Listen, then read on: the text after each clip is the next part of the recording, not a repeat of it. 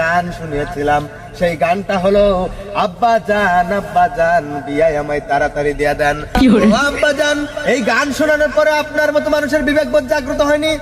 আপনার যে একটা সিঙ্গেল ছেলে আছে এটা আপনি চোখে দেখেন না, আপনি আমার বিয়ে দেন না। সামনে শীত এসে গেছে, একটা সিঙ্গেল ছেলেই বোঝে শীতের দিনে বউ ছাড়া থাকার কি কষ্ট। কথা কন বাজান্ডে।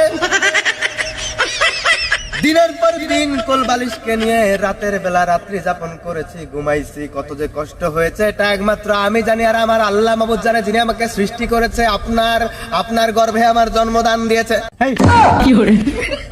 আমার আম্মা জানের পেটে গর্ভধারণ। ও বাদান্ডে, আমি বিয়ের নেশায় পাগল হয়ে গেছি। কি থেকে কি বলতেছি, আমার কথাবার্তার লাইন গাট নাই। আব্বা জান, বেয়াদবি হলে মাফ করে দিবেন, এত কথার বাড়াতে চাই না।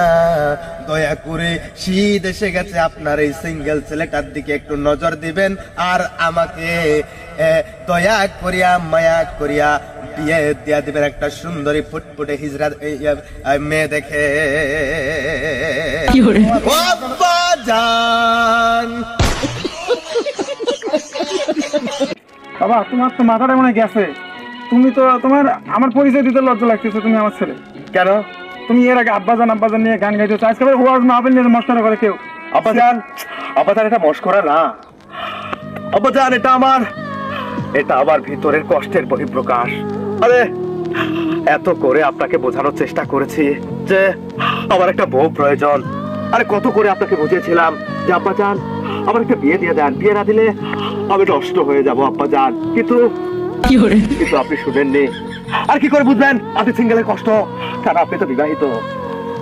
আপনি কেমন বাবা, আমাকে আপনার বরযাত্রীতেও নিয়ে যাননি। তোমার মাথা গেছে। আপনার কষ্টের থেকে এগুলো বলতেছি, আপনি আমাকে পাগল করে দিয়েছেন। বউয়ের জন্য আমি পাগল, আমি বউ পাগল একটা ছেলে। এর আগে গান শুনেছিলাম, ও আব্বা জান টং টং টং। মনে পড়ে আব্বা জান?